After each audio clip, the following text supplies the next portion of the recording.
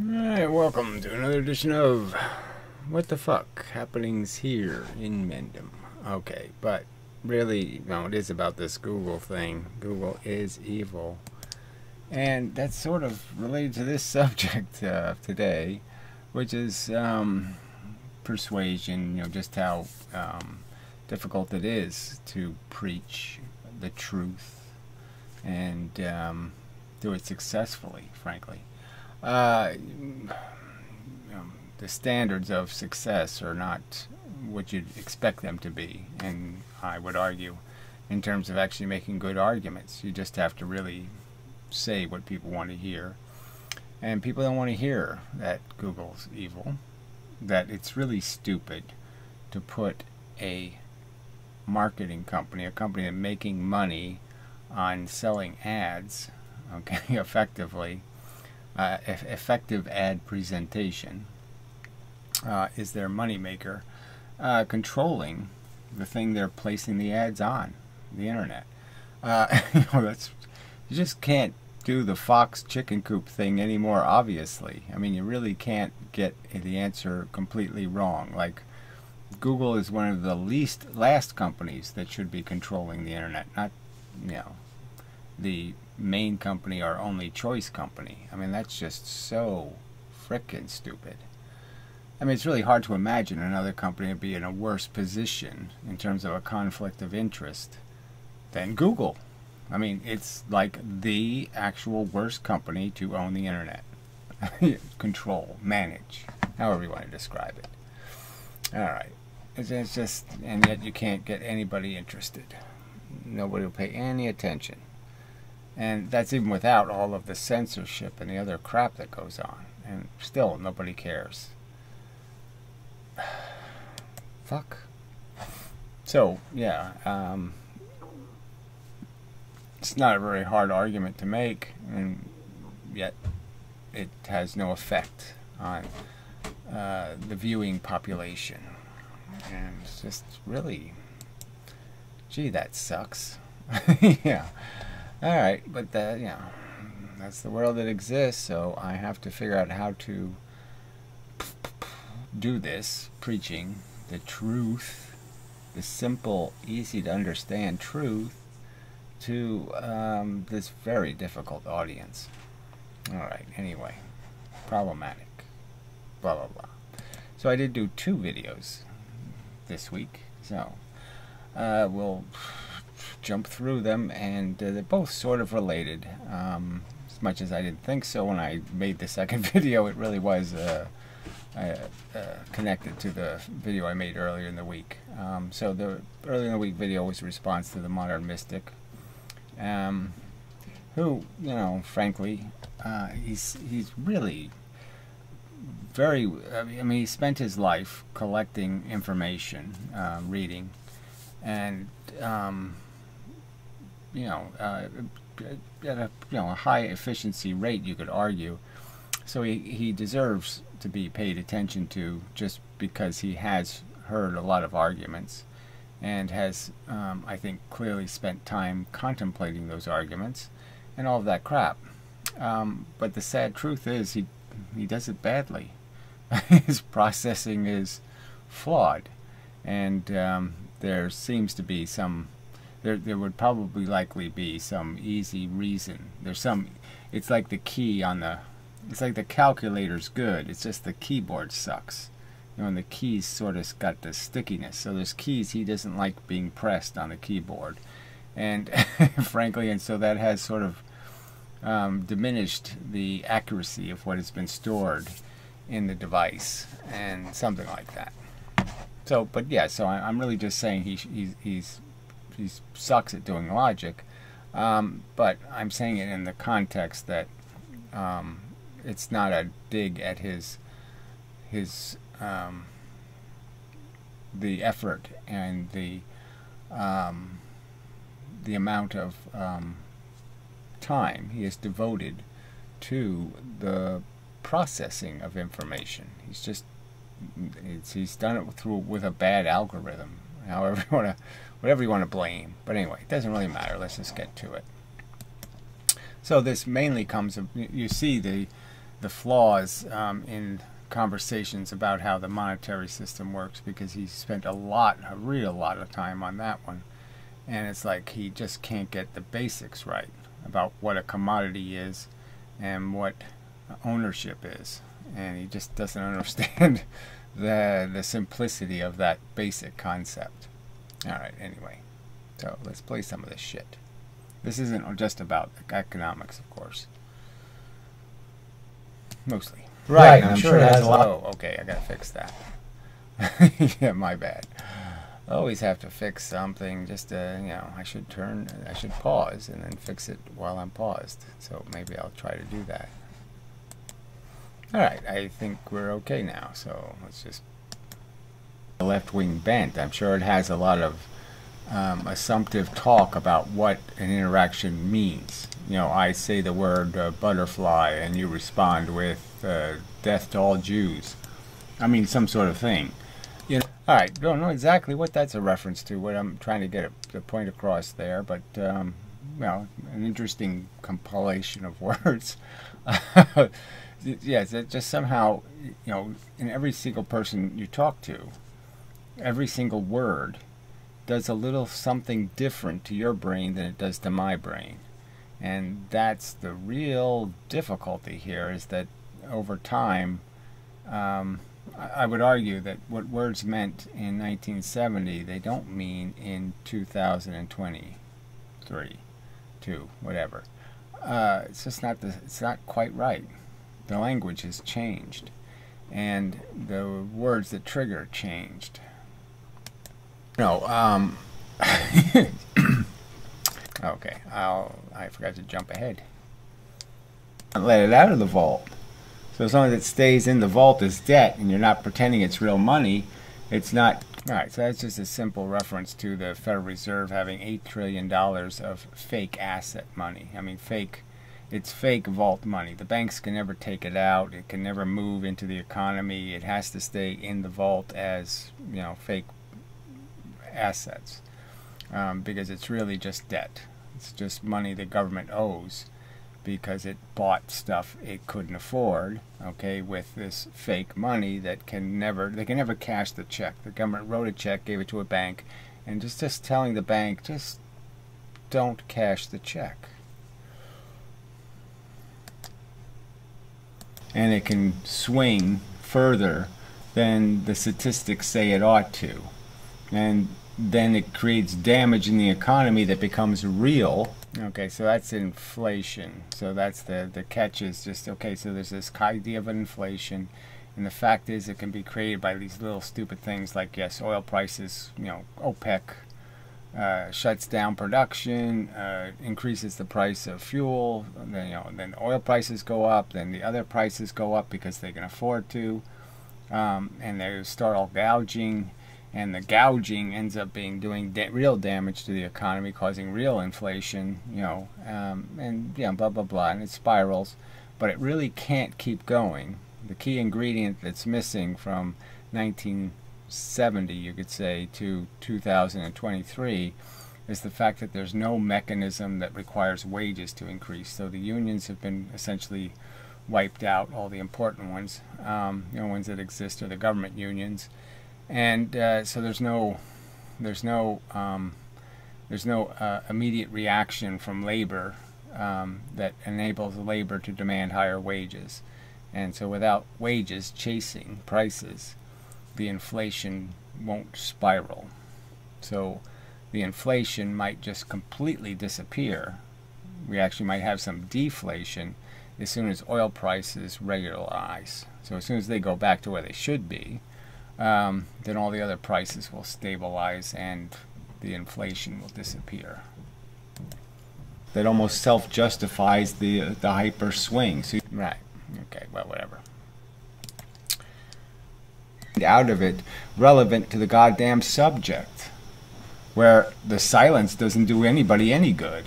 Okay, so yeah, so I was just talking about the fact that the mystic won't allow there to be a, you know, counterpoint argument. He just selectively chooses what to argue, quotes mines the world, so to speak, that's not very productive and it's not very useful. So if there's, if arguments aren't going to be made that counter the counter argument, if there's not going to be this argument, counter argument, counter argument, kind of process, you're not going to really test any ideas. And so you're just going to, everybody will just keep making noise, and you'll never filter the noise for the stuff that has substance versus the crap. How rigorously you have to test whatever idea might pop into your head is just a byproduct of how well oiled your machinery, your life. Right. So if you're, if you're a person that has, hasn't done much except whatever Fred Flintstone told you or SpongeBob told you, if you're full of a bunch of simplistic notions of reality, well then, yeah, every time you do any logic, it's going to be suspect. But if you have spent your time really narrowing down the kernels of truth, and you've basically refined your foundational judgment, then you're going to be much more reliable. When you have to process a new piece of information, you're going to be bouncing it against solid pieces of good fact, and you're not likely to be making as many mistakes. Just the truth. You can be a pretty reliable source just because you've cleaned your foundation by which you test an idea. Bullshit. And you've seen all of their rationalizations, and every author has a motivation and all that. You've seen all the corruption in that standard gibberish that's puked out by the authoritized. Right. So, yeah, I'm not taking a general shot at authorities. It's just that it seems clear that what makes people authorities is saying what the audience wants to hear, and not the fact that they've acquired a good foundational understanding. They've acquired a good propaganda. They've acquired, they've read Hitler's book, and they can recite the themes of, that work for propagandizing. They can draw the funny picture of Abraham Lincoln or something, and they can do the photoshopping, and they can do the bullshit to convince somebody with nonsense. But they don't have any real expertise, because everything they think is crap. I think just insulting, that's much more insulting than saying, oh, fuck you. I think I was saying something like, not responding is more insulting to our intelligence, mutual intelligence, or intelligence in general, than dealing with the fact that you don't like somebody or you don't like what they're saying and just say that. But pretending or running away, that doesn't do anybody any good. No, we didn't do it that way, right? They didn't elect kings, okay? They gave birth to them, and they were psychopaths. Right, so the king thing doesn't really work. It'd be nice if we could come up with some strategy for putting people in charge who actually know how to drive the bus, so to speak, right? I mean, that's what we want. We want bus drivers. We want people who have some hope of having skills in managing systems, and yet we keep giving control to people who, he has that good hat, it says bus driver on it, and it's, it's a nice hat.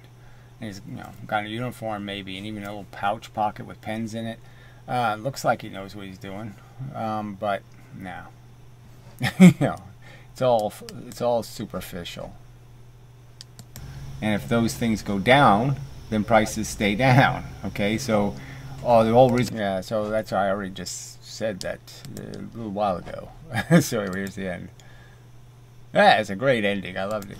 Alright, time for. Yeah, it's the beginning again. Okay, so here's some of the other video. Okay, and let's see where I go with this one. Desires and ambitions because of something silly as their sexual construction. Oh, so I was pointing out the distinction between this right and left kind of thing, even, and just how these are stupid choices, and that it always goes into capitalist, communist. Like there's not something in between. And it's just, it literally is either you're left-handed or right-handed. Like somehow those are the only ways it could possibly be the truth, and it just doesn't fall that way. Reality doesn't fall into those two categories, and that the left has now become just silly in their daydreams about how reality can work, and the right is just showing itself to be just petty and hate-filled, and just exactly what it is. Exploitionist pigs who, because they have and they've gotten, they just want to keep. Frankly, they're just people trying to keep their ill-gotten gains. Signs that the system is broken. There's no point in talking about FDIC insurance. It doesn't matter. It doesn't. So I'm just pointing out how simple the economy really is, and that you can just identify where all these insane policies and stupid gimmicks were used to prop up the economy. And they can only prop it up. They will not support it. It will not stand. When the hurricane comes, the shoddy construction will show itself. And everything will collapse. It's never told again. We're not going anywhere. We're just redoing a soap opera.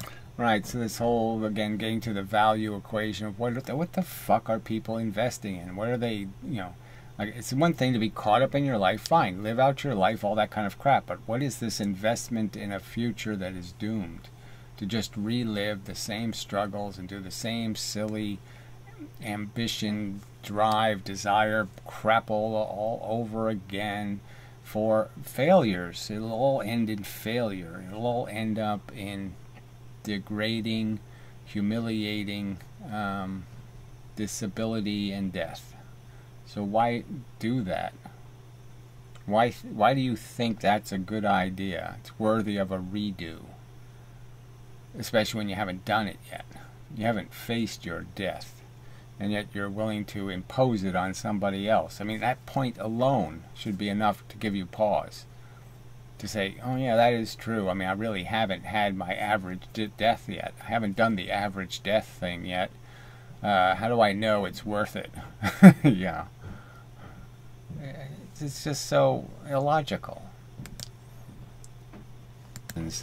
that it doesn't make any sense. Okay, and then the whole evolution, where did God come from question. Okay, so I talking about God being one of the most obvious. Just it's so no facts, no nothing, evidence, reasonableness, logic. It doesn't pass any test. It's just such a stupid, idiotic, moronic pile of shit.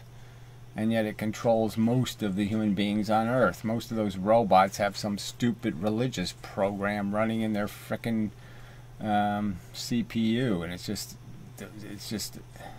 it's so anti-intelligence. Watch a soap opera.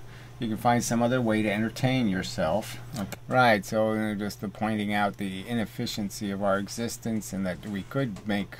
It would be rather easy to make very dramatic changes in what we prioritize and what we promote, and all of the wasted resources on the silly, crappy entertainments, where we could convert something of real merit into an entertainment, and therefore win-win.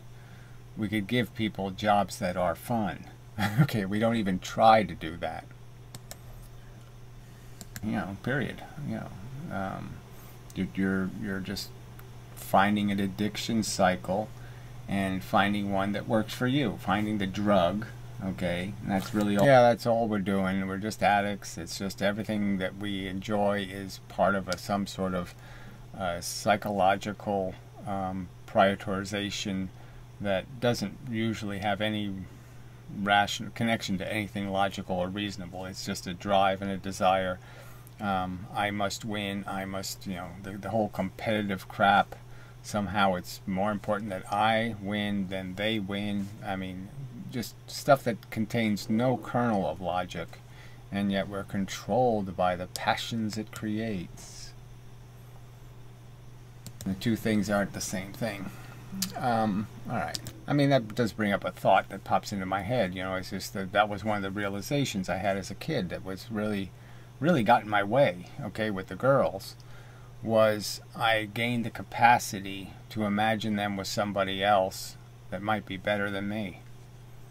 I mean, I always ask the question, well, you know, if she's dating me, she won't be dating somebody else. And is there somebody else who would be better for her? You know, a better match who can, you know, and yeah, I could always imagine somebody better. You know, somebody had more closely connected to her interests as I knew them. And, you know, I can imagine the possibility of it, let me say. I could imagine somebody better than me, and, you know, and as soon as I could do that, I was in trouble, because now I'm feeling like I'm a thief. You know, I'm stealing her welfare by needing, you know, and now there was a conflict of interest. Like, who do I live for? Her needs or my needs? Yeah. And yeah, it makes living impossible. You know, once you start doing that, you're done. You're just not going to be able to play this game, because this game requires you to be immune to worry about the welfare of the things you're playing with. Realistically, some way you could have kids is you have to somehow be immune to watching their ruin. That somehow that's just not going to kill you, when it would kill me. You know. So that got me to thinking about the survey questions, and the, you know, just these 100 questions that you could maybe compose. Right, which I ought to do, really, frankly. I ought to work on the questions. You know, these questions about, you know, all this stuff you can ask, you know. I mean, would you initiate life on Mars? And then you can ask that question in all kinds of contexts, like, you know, would you impose billions of, or millions of, hundreds of millions of years of evolution to create something that could just add 2 plus 2? You know, how much intelligence would it have to gain? And then what's the price of it having that intelligence? Because you know that, well, we're competitive. You know, inside our tribes we kill each other. And we certainly tribe against tribe and all that kind of stuff. And you want to do that over and over again? You just want to replay that process of what it takes to grow up, even as a species? I mean, we frankly haven't grown up as a species yet, right? I mean, war is still, you know, it's right there waiting for us. We haven't gained any immunity to it. And, you know, look at the price we've paid to acquire whatever fear we have of it. And there certainly isn't enough fear of it. I'm, you know, very, you know, you do all these analogies, metaphors in this case, I guess, of, you know, like, you know, shoving a kid on a tightrope. You know, yeah, it's hard to imagine having the neglectful, I mean, I'm not even, you know, it almost seems like it's a malicious act, but I'm just saying, even as a, how could I be confused about this being something that isn't a good idea? You know, little kid walking across a little tiny rope above giant swords of doom. What the? Why would I want to do that? Why would I want to? You know, why would I do it? Why would I even want to witness it? You know, I don't even want to see it at the circus. Okay, just, you know, feed an elephant some peanuts, and now, you know, that's good enough show for me. Weren't work related. Okay, they were, you know, go golfing, or, you know. All right, so I think I was talking about the, you know, the fact that the commune never works because, you know, people will choose to be incredibly lazy and unproductive. And the fact is that you do have to create incentives in an economy if you're going to have an economy that gets any productivity out of people. You've got to incentivize them to do work that's not fun. And that's just a fact. And it's just like the two sides. One side wants to pretend it can do that forced labor without a price. That is, that it doesn't care, you know, how dismal the life is of its the entities it exploits, the poverty it exploits, and the other side is completely immune to the fact that the logic that, well, if you don't create incentives, people aren't going to volunteer. Just a fact. Go whoring. They were not things that were going to make the... I forgot to jump ahead. There's something about this to defend. Alright, so yeah, just making the end point that, you know, there's nothing to defend about this stuff. You just have some personal notion about how you need to complete your service here, and that you have some notion that's, I don't know what your notion is, that somehow the other people are doing something that needs to be done when I can't see it. And so you're just telling a story about how you have some reason to be invested in somebody 10,000 years from now eating a banana. I don't have any investment in that. I can't see how that could fucking mean much in the universe. Oh, a human's eating a banana. It's very important. Oh, no, it's not. Questions are over because there's no way I'm rude enough to inject somebody. Yeah, so this is the simple art. Yeah, I mean, you whatever, you know, to eat that banana or, you know, have that wank in the future, there's going to be with it, comes with it is the price that's going to be paid for it. And you know, and you might as well just be injecting kids with cancers. You might as well just put all of the generic bad stuff into a category and just say, okay, let's just metaphor it as injecting a kid with cancer. So we'll say kittens dying, injecting kid with cancer, whatever the thing is, some horror in the world. Somebody having to gnaw off their arm, you know, in an earthquake or something. We'll just say inject kid with cancer. And I'm just saying that's what we're paying. That's the price paid. And you people are comfortable. You're actually capable of saying there's something about this existence where you could take the syringe and inject the kid with cancer. And I'm saying, you're just like, what the fuck? I'm not going anywhere near this deal. Fuck you. I mean, there's nothing. I mean, short of saving me from being injected with cancer, I'm not injecting somebody else with cancer. I mean, it's just not, I'm not doing it. It's just so bad. And that's really the question, though. You know, would I inject somebody else to evade me being injected? And, you know, would I have enough character to, in that circumstance, to do the right thing? And that's the tough one. And we don't even have to. We don't have to face any of these really tough questions. The questions you're facing are really easy in terms of understanding. You lose nothing, okay, by preventing the future. There's nothing going to, you know, preventing humans from existing in 10,000 years will not cost you anything. Okay, it won't make your eyes fly out of your head. It won't make some horrible thing happen. So quit pretending it's somehow, oh, what an awful thing to have happen, when no, you just saved a bunch of people from getting cancer. Come on, you're a hero. And you didn't pay anything for your heroic act. You didn't have to go practice. You didn't have to spend 10 years doing some monotonous process to be really good at anything. You didn't have to do any of that shit. You had to give up a notion, a silly notion in your head, a little daydream. And you just had to say, well, I won't dream that silly daydream anymore. Yeah. It's just... God, people are so stupid. So anyway, let's go a little tiny bit further. Let's see if there's anything else. This piece of shit fly. Because it's not going to fly. Right. So quit putting bad money, you know, good money after bad money. We've already spent very poorly. We've, you know, the price that's been paid by sentient life on Earth has been so outrageously disproportional. I mean, so much. You could just go through all of the horrible shit, the cholera and the plague, and, you know, all the, you know, wars and all the crap, and all of the just horribly wasted suffering. No morphine, no this, no anesthetics, you know, just surgery without, you know, any pain relief. I mean, just, oh, fuck.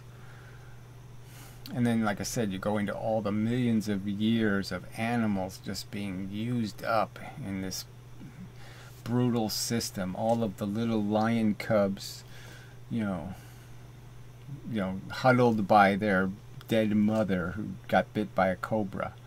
You know, I mean, just, you know, oh, fuck. And you still have your finger stuck on the go button? Come on. Oh, shit. shit. It's just too stupid. Oh, God, I hate this planet. I just hate being here among you. You just cruel, brutally evil things. Monsters. You're just monsters. Alright, anyway. Enough of that. So, yeah, that's a good video. So, till the next time and such, this has been a DoNotGod.com video presentation. And, you know, Google shouldn't be running the internet. Facts. Shouldn't even be running YouTube, frankly. It can't even do that fairly and decently. So, till the next time and such.